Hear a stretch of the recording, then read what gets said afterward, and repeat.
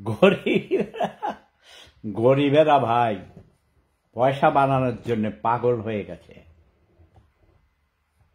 যদি বলা হয় এখানে প্রথম ভিয়েনাতে আইছি পরে, ওই সময় দুই ভাই ছিল ওরা, পরে আরেক ভাই আসছে, আত্মীয় স্বজন ওদের নাকি মানে অতি ঘনিষ্ঠই 500 জন ছিল, ছেলে মেয়ে বাচ্চা বউ স্ত্রী সব নিয়ে। আর এরপরে কয়েকদিনের মধ্যে পরে শুনি, 1 বছর পরে শুনি 1000 জন আত্মীয় স্বজন। মানে ওরা যদি এখানে কমিউনিটির কোনো নির্বাচনে, মসজিদ কমিটির নির্বাচনে, এইসব সমিতির নির্বাচনে দাঁড়াইলে ওদেরকে কেউ হারাইতে পারত না, কারণ ওদের পরিবারেরই ওরা বৃহত্তর ময়মনসিংহ অঞ্চলের মানুষ। হ্যাঁ, ওদের যে মানে মূল নেতা ছিল, যে হাজার হাজার আদম এনেছিল গলা কাটা পাসপোর্ট দিয়ে বিভিন্নভাবে, আওয়ামী লীগের প্রাক্তন সভাপতি, মানে সভাপতি ছিল, সমিতি সেক্রেটারি, প্রেসিডেন্ট, চাঁদা উঠাইয়া বন্যার কথা কইয়া টাকা মাইয়া খাইত। সেই বড় ক্রিমিনালটা ক্যান্সার হইয়া মরে গেছে, তার নাম ছিল শাহ মোহাম্মদ ফরহাদ। হ্যাঁ, ওটা জঘন্য ক্রিমিনাল ছিল। মৃত্যুর আগে তার চেহারা চিনা যায় নাই, এরকম কঙ্কাল হয়ে গেছিল, পুড়ে মুখ কেমন, আমি দেখে ভয় পাইছিলাম, বুঝছো। মারা যাওয়ার পর তার চেহারা কোনো মানুষকে দেখায় নাই। হ্যাঁ, তার স্ত্রী আর মেয়ে ছিল, আছে এখনো, ওরা নিজেরাই ভয়ে ভয়ে কাউকে দেখায় নাই, কোনো মানুষকে মুখ, মুদ্দারের মুখ দেখায় না, তো জানাজা দিতে গেল তার চেহারা দেখায় নাই, কারণ মহান আল্লাহ রাব্বুল আলামিন এইসব ক্রিমিনালদের, বেঈমান নিমক হারামদের, জুলুমবাজদের দুনিয়াতেই শাস্তি দেয়। দেখেছ আমার চেহারা, নুরানি চেহারা, আমি নিজে দেখলেই তো নিজের চেহারায় চুমা দিতে ইচ্ছে করে, তাই না? নুরানি চেহারা, নিষ্পাপ শিশু আমি, নিষ্পাপ শিশুর চেয়েও নিষ্পাপ। আমার জানা মতে আমি জীবনে কখনো মিথ্যা কথা বলিনি, কারো ক্ষতি করিনি, পারলে কারো উপকার করেছি, ক্ষতি করি নাই। এখনো আমার ক্ষতি করেই চলছে, ডাইরেক্টলি ইনডাইরেক্টলি বিভিন্নভাবে। আমার মনে হয় যে আমি অনেকে বলি, আচ্ছা ভিয়েনাতেই কি সবচেয়ে নিকৃষ্ট বাঙালিগুলি আইসে জমা হয়েছে? পরে অন্যান্যদের কথা বলি যখন নিউ ইয়র্কে, কয় না না, কয় আমাদের মনে হয় নিউ ইয়র্কে সবচেয়ে নোংরা, অশিক্ষিত, বর্বর, খেত, আনসোশাল, আনকালচার্ড বাঙালিগুলো এসে এখানে জমা হয়েছে। কেউ কয় না জাপানে টোকিওতে এসে জমা হয়েছে, কেউ কয় না ভাই অস্ট্রেলিয়ার সিডনিতে সবচেয়ে খারাপগুলি এইসব জমা হয়েছে, টরন্টোতে প্রায় 1 লক্ষের উপরে বাঙালি হয়ে গেছে। কয় ভাই সবচেয়ে খারাপ বাঙালিগুলো টরন্টোতে এসে আসি, কানাডাতে এসে জমা হয়েছে। কেউ কয় না ইটালিতে সবচেয়ে নিকৃষ্ট বাঙালিগুলি জমা হয়েছে, কারণ ইটালিকে আমরা ইউরোপের ডাস্টবিন বলি, ওখানে শ্রমিক শ্রেণী বেশি থাকে। তাই বলে শিক্ষিত নাই তা নয়, শিক্ষিত মানুষও আছে, কিন্তু সংখ্যা খুব কম। সার্টিফিকেটদারি মূর্খ আছে। এখানে এসে তারা ওই যেই গ্লাসের মধ্যে আপনি পানি রাখবেন সেই গ্লাসের রং ধারণ করে। অনেক দুঃখ মনে, কষ্ট আমার, এরা ভালো মানুষ হতে পারেনি। এই যে আইসা গেছে একটা, এটা এখন রংপুরের মিঠাপুকুরে, কালকে সে ছিল কোথায় জল ঢাকা, কোথায় নীলফামারী। এই মেয়ে, তুমি ডক্টর ব্যারিস্টার তুরিন আফরোজের সাথে তো কথা বলনি, বলেছ, আমাকে জানাইছ, আমার সময় নষ্ট করা। তোমার নাম্বার তাকে দিয়েছি, তার নাম্বার তোমাকে দিয়েছি, তুমি তাকে তো টেলিফোন করনি। আমি তাকে জিজ্ঞেস করেছি, বলেছে না, কই মুক্তা নামে কোনো কেউ আমাকে কল করে নাই। এখন তুমি পীরগঞ্জ, এখন তুমি তো মজা করে খাও, দাওয়াত খাও, তোমার কত সন্তান, কত ছেলে মেয়ে বানাইছ, এই কবিতা লেখা লেখা এইসব করে, ভালো, এটা খুব ভালো। আমাকে তো বলে যে আমি যদি সারা জীবন রোজ কিয়ামত পর্যন্ত যদি দাওয়াত খাইয়া বেড়াই, তাইলে নাকি আমি নাকি প্রতি বেলাতেই মুরগি পোলাও, কোরমা, কই মাছ ভুনা, তারপরে যাহা চাহিব। আমাকে বলে ফার্স্ট ক্লাস প্লেনের রিটার্ন টিকিট দিবে, 7 স্টার হোটেলে রাখবে, আমাকে একটু বুকে চড়িয়ে আদর করতে চায়, চুম্বনে চুম্বনে ওষ্ঠ রঙিন করে দিতে চায়, আমার পদধূলি গ্রহণ করতে চায়।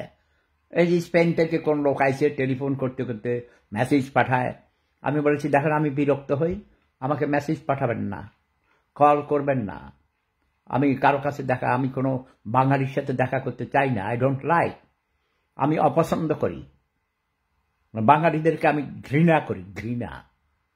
বাঙালিরা কোনো মানুষ নয়, তারা অমানুষ, তারা মিথ্যুক, ধোঁকাবাজ, প্রতারক, স্বার্থপর।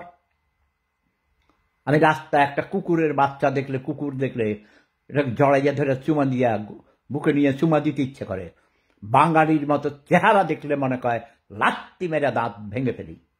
আমার এত ক্ষতি করেছে এই কুকুরের বাচ্চারা। ওকে, বাঙালি পৃথিবীতে সবচেয়ে নিকৃষ্ট প্রাণী, দেশটাকে শেষ করে ফেলেছে কুত্তার বাচ্চারা। রাজনীতিবিদ রাজনীতি মারায়, ছোট লোক গরিব সব অপদার্থ, কালো টাকার মালিক, বেশি শক্তি, সোর তারা। আমাদের জাতির পিতা ছিল খুনি, জাতির পিতা ছিল জঘন্য মাঝিবাজ, তার চশমার খাপ পাওয়া গেছে টানবাজারের পতিতালয়ে, তাকে জাতির পিতা বানাও, তাই না?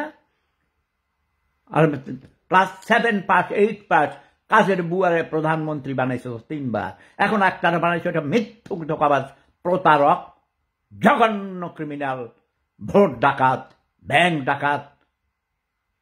বিরোধী দলগুলিকে এমন ভাবে জিম্মি করে রেখেছে, জাতীয় পার্টিকে এখন কুত্তার গু বানাই দিছে, বেচারারা মহাবিপদে আছে। আবার ওই ভারতের ওই সব কুকুরের বাচ্চারা ওই আকাটারদের পদলাহন করে এই শেখ হাসিনা, ভারতের পদলেহী কুকুররা, তারা পরামর্শ দিয়া আমাদের দেশের আলেম সমাজদেরকে জেলে ঢুকিয়ে রেখেছে। কারণ আলেমরা এই ভারতের অন্যায়, অবিচার, জুলুম, নির্যাতনের প্রতিবাদ করে বলে। নতুন নতুন যেই সব দলগুলো উঠে দাঁড়াইতে চায়, গণজাগরণ মঞ্চ, গণ অধিকার পরিষদ, তারপরে এই যেসব দলগুলো নতুন তোমরা দেখছ, নতুন প্রজন্মের মুক্তিযোদ্ধারা গড়ে তুলেছে, বাম ফ্রন্ট, বাম গণতান্ত্রিক মোর্চা, বাংলাদেশের কমিউনিস্ট পার্টি, তারপরে বিপ্লবী ওয়ার্কার্স পার্টি, এইসব। কিন্তু মেনন কুত্তার বাচ্চারের জুতা মারি, হারামজাদা পদবীর জন্য মন্ত্রী হয়েছে, এমপি হওয়ার জন্য কুত্তার বাচ্চা নিজের বউরে, নিজের মেয়েকে পর্যন্ত বিক্রি করতে পারে। মেননকে জুতা মারি, হাসানুল্লাহ কিনুকে জুতা মারি, ইব্রাহিম মেজর জেনারেল এই কুত্তার বাচ্চার সার্টিফিকেট নাকি কি মুক্তিযোদ্ধা ছিল, মিথ্যুক, ওর সার্টিফিকেটের মধ্যে পেশাব করি। তারপরে আরেকটা আছে ওই যে মেজর ব্যারিস্টার শাহা, কি নাম এই শাহজাহানপুর, শাহজাহান ওমর, এই চরিত্রহীন লম্পটদেরকে জুতা মারি ক্ষমতার জন্য। তারপরে জেনারেল এরশাদের, লুচ্চা এরশাদের এক ভাই গাল ব্যাকা হয়েছে, কুত্তার মতো চেহারা, শাহজাহানপুর, কথা কইতে পারে না, রংপুরের বাহে, এটার ডাক নাম সেলিম, জিএম কাদের, তাকে জুতা মারি।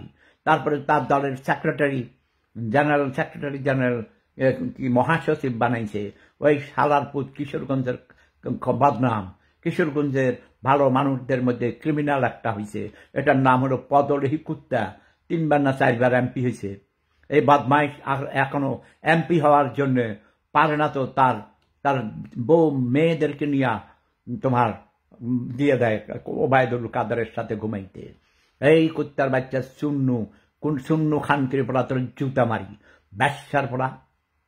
কাজী ফিরোজ রশিদ একজন ভালো মানুষ, শিক্ষিত মানুষ, 3 বার জগন্নাথ বিশ্ববিদ্যালয় কলেজের ভিপি ছিলেন, মুক্তিযুদ্ধের অন্যতম সংগঠক মুক্তিযোদ্ধা। এই লোকটাকে আমি 60 বছরের উপর, মোর দেন 60 ইয়ার্স একসাথে রাজনীতি করেছি। 1960 সাল থেকে কত বছর হয় ভাই, হিসাব করে দেখো তোমরা, এত বছর পর্যন্ত। ডক্টর জাফরুল্লাহ চৌধুরী ভাই সহ, সিরাজুল আলম খান দাদা, এদেরকে সহ আমরা একসাথে রাজনীতি করেছি। মেননও ছিল, কিন্তু মেনন চরিত্রহীন গরিবের পোলা, একবার গুলি করে মারে ফেলাইছিল তারে বরিশালের পোলাপানরা। কিন্তু সে লম্পট, লুভি, এদেরকে তোমরা চিহ্নিত করে রাখো।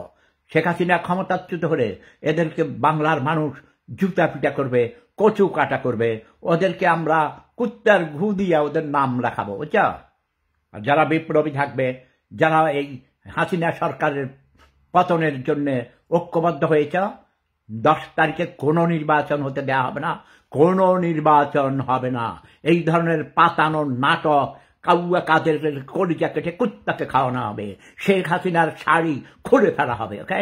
ন্যাংটা করে রাস্তায় বাংলার মানুষ ওই শ্রীলঙ্কার মতো করা হবে, ওকে? আমি বলে দিচ্ছি 7ই জানুয়ারি বাংলার মাটিতে কোনো নির্বাচন হবে না। যারা নির্বাচনের পক্ষে যাবে তাদের বিরুদ্ধে স্যাংশন হবে, এবং রাষ্ট্রের বিরুদ্ধে স্যাংশন হয়েছে, অর্থনৈতিক স্যাংশন হয়েছে।